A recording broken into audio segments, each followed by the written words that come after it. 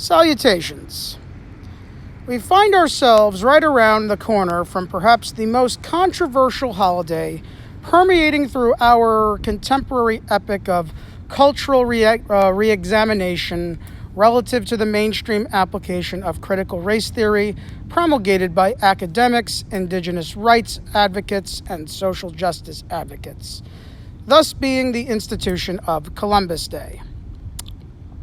I address this subject annually, but this year I'm doing it via YouTube. As an Italian-American and Puerto Rican with a direct line to Taino ancestry via my great-great-grandmother, this is something that hits very close to home for me.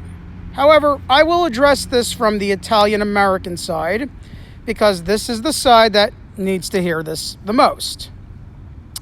Before we jump to conclusions about the origins relative to the existence of controversial holidays, it is important to understand their origins. In the late 19th century, the main boogeyman of the American Yankee WASP bourgeois establishment, who were descended from 17th century colonial settlers, it was Catholicism.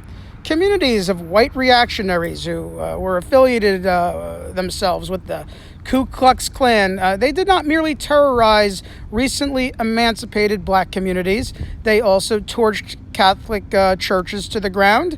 They also lynched and murdered Italian immigrants in southern regions. In many cases, the state would look the other way. Roughly around the same time, the academic and political establishment, dominated by these Norman Dutch WASP families, that they were entertaining the ideas that were relevant to eugenics, racial hygiene, as they termed it, pushing the concept of abortion in non-Norman Dutch communities, tightly regulating immigration.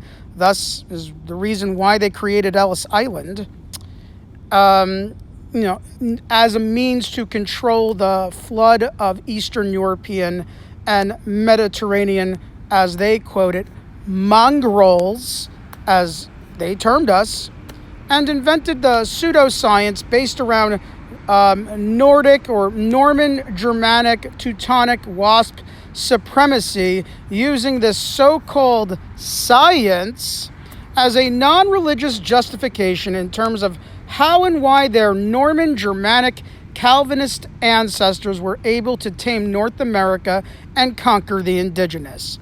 And they felt that with the flood of Mediterranean Catholics and Eastern European Jewish immigrants pouring on in, these immigrants, who they think Theodore Roosevelt and Madison Grant were destroying the racial purity of the society that their Norman Germanic settler descendants established in a land that they supposedly discovered. In this 19th century, early 20th century cultural context built around Calvinist Norman Germanic supremacy, the truest and most clearest definition of white supremacy as the way it should be defined. While it is true that San Francisco claims to have started the first continuous Columbus Day observance in 1868, although the truth actually was that it was New York City that established the first observation in 1866. The phenomenon did not really take off until 1892, 400 years after Columbus came, and it just so happens to coincide with the death of 11 Italian immigrants who were lynched and murdered in the streets of New Orleans based on rumors that the Sicilian Mafia had killed New Orleans Police Chief David Hennessy. President Benjamin Harrison, to avoid some diplomatic disruption with Italy, and Italy didn't really care for Southern Italians, I might add, created Columbus Day as a one-time national holiday.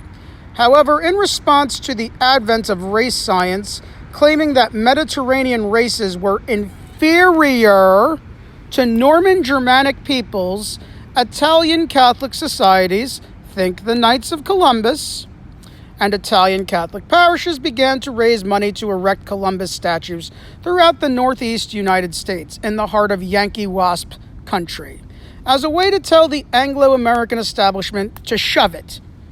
It was an Italian who was the reason why your Calvinist barbarian ancestors were able to settle here in the first place, and yet you call our people inferior mongrels.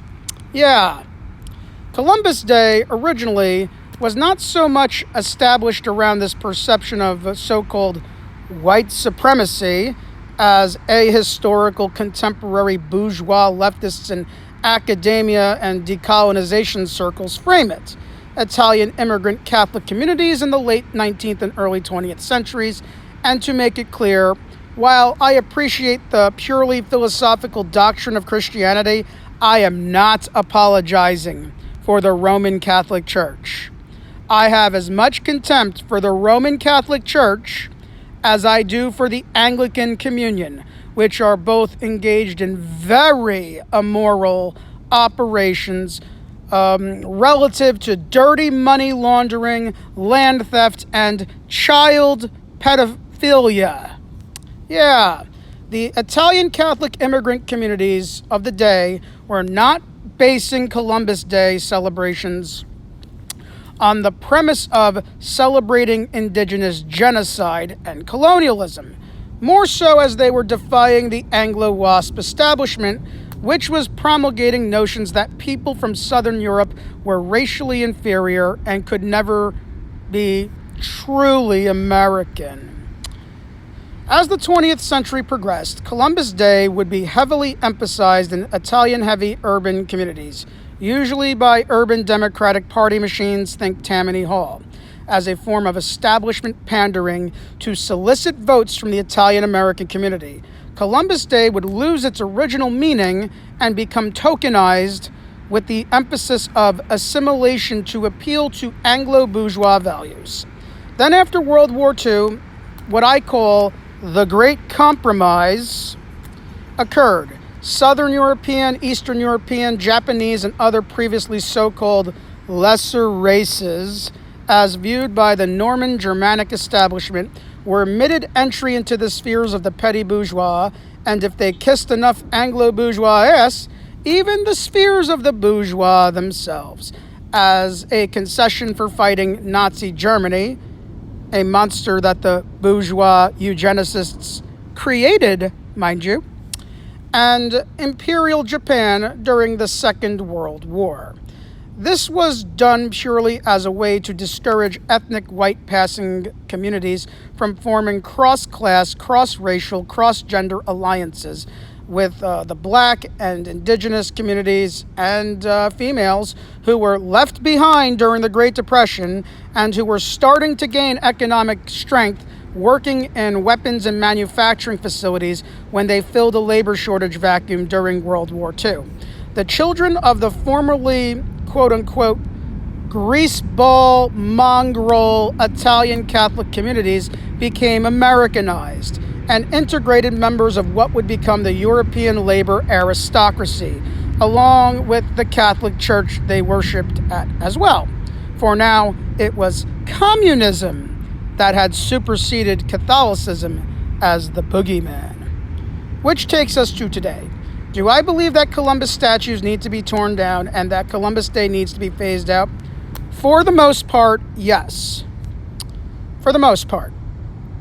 There is no need for Columbus Day to be acknowledged or even observed in Benson, Arkansas, Wichita, Kansas, Charlotte, North Carolina, Mobile, Alabama, Los Angeles, California, Tulsa, Oklahoma, Honolulu, Hawaii, Dallas, Texas, or any of these places that are not overwhelmingly Catholic, not overwhelmingly Italian, and are overwhelmingly either Germanic Norman or overwhelmingly Aboriginal or Indigenous. Columbus Day is insulting to the Aboriginal and Indigenous.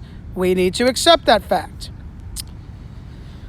Those places have no business celebrating Columbus Day, no business keeping up statues, and should celebrate Indigenous Peoples Day and celebrate Indigenous culture. Columbus Day should cease to exist as a federal holiday. However, as far as Philadelphia, New York City, New Haven, and Boston, which do have substantial Italian American Catholic populations who are descended from the Ellis Island stock, then yes, they should, on a local level, celebrate Columbus Day, as such is relevant to the ethnic culture of such municipalities in question. That is not saying that we should celebrate what Columbus did. And mind you, he was being paid by Queen Isabella of Spain, not Italy, to use Catholicism as a means to colonize Asia in the name of God while enhancing Her Majesty's wealth.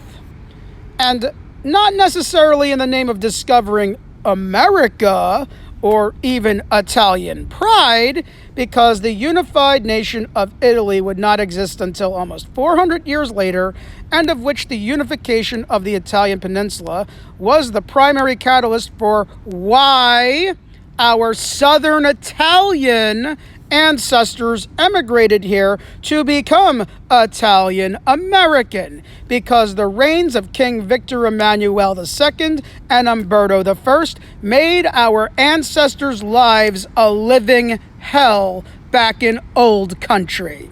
If there is anyone who needs to decolonize themselves on Columbus Day, it is the Italian American community itself. We are not originally part of the Norman, Germanic, Anglo-Wasp, Calvinist, colonial settler Mayflower stock who purchased our loyalty after World War II.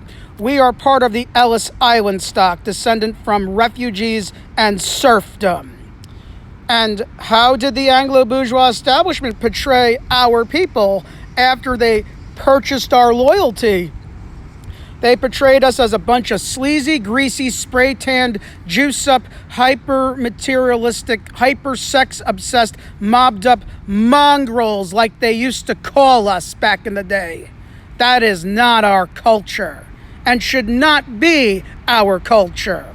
Our culture is Bella Vissono, who immigrated from Italy to the East Bronx and dedicated her life, and this was 1904, to organizing teachers to achieve proper salary and benefits and to help the little people, the forgotten citizens of New York City who lived on the verge of destitution.